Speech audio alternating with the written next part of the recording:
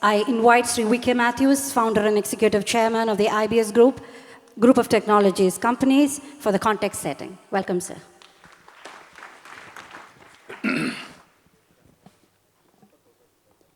Good morning, friends, ladies and gentlemen. Honorable Chief Minister of Kerala, Sri Pinarayi Vijayan. Dignitaries on the dais, friends, ladies and gentlemen.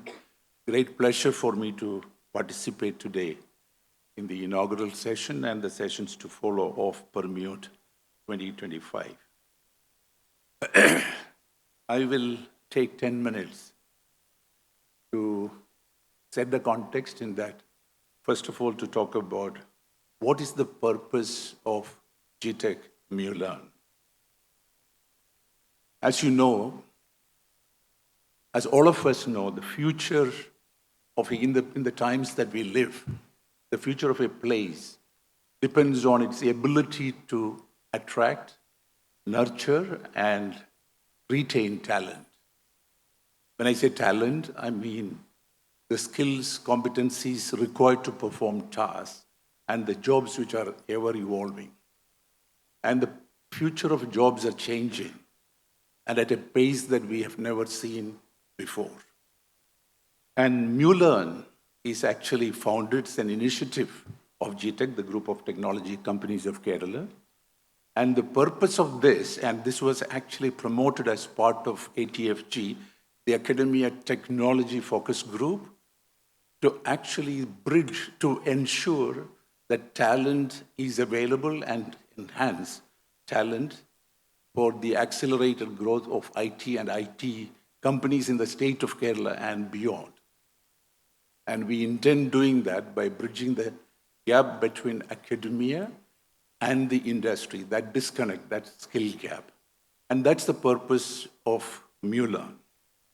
Just to set the context, as we know today, every aspect of our life, every industry, anything and everything is becoming somehow a technology-assisted or a technology business. And we are living at a time, as you know, the digital economy is about 20% of the world's GDP, which is about $20 trillion, which is more than 5-fold the GDP of our country. That is the kind of impact. And this economy did not exist until 2007. iPhone came only in 2007. The first report of digital economy was published by United Nations only in 2014. And the sector, as an example, that I represent, travel tech, it dates back to the beginning of humanity, but that's just 10% or 10 trillion. So that's the power of technology. And the spend on technology, for your information, last year was about $5.2 trillion, and which has grown, expected to grow about 10% this year to become something like $5.9 trillion. So this is substantially huge. And the last thing that I want to talk about for our country, IT industry is so important. Last year, or the current year, is expected to clock about $282 billion. And next year, it is going to become about $300 billion in size, which is roughly about 8%, a shade below 8% of our GDP and 50% of our exports. That's our country. And we hire and we employ roughly about 5.6 million or 56 lakhs IT people directly, of which about 2.2 plus million is women. So this is very important. So I'm just talking about how important technology is. And when it comes to our state, which is aspiring to become one of the leading destinations for the digital and the knowledge economy, we are about a shade less than 4% of the national IT industry. We are about 200,000, 2 lakhs employees, IT employees, employed by about 2,000 companies. And 35% of that is women. So this is the technology context. And what are the real challenges that we face. Life isn't going to be all that easy when we look ahead, but unless we are prepared to ride the wave. I would like to pose 2-3 challenges, which again will then underscore the relevance of MuLearn and how MuLearn will become relevant. Number one, you may not have noticed that last year, 2024, about 74 countries went into polls, and if you, including United States, UK, India, you name it, all of the big countries as well.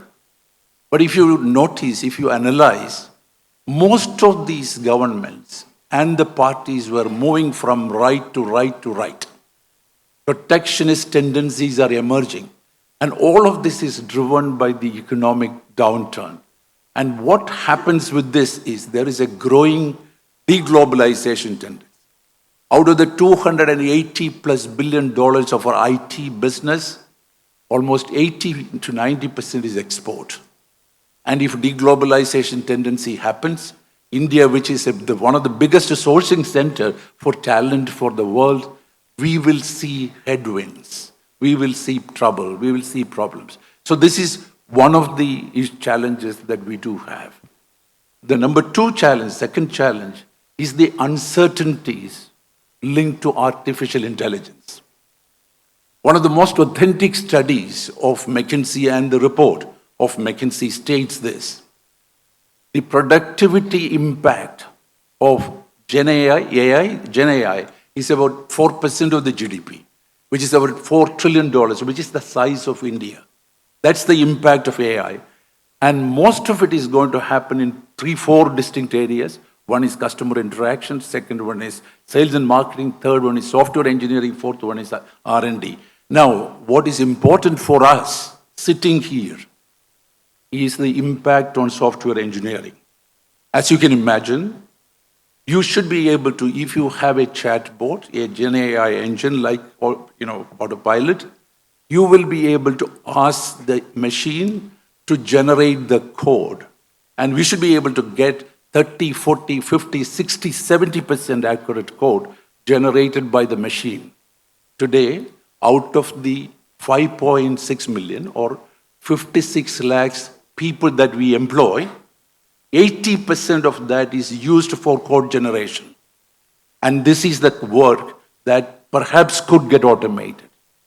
And the future of jobs are changing.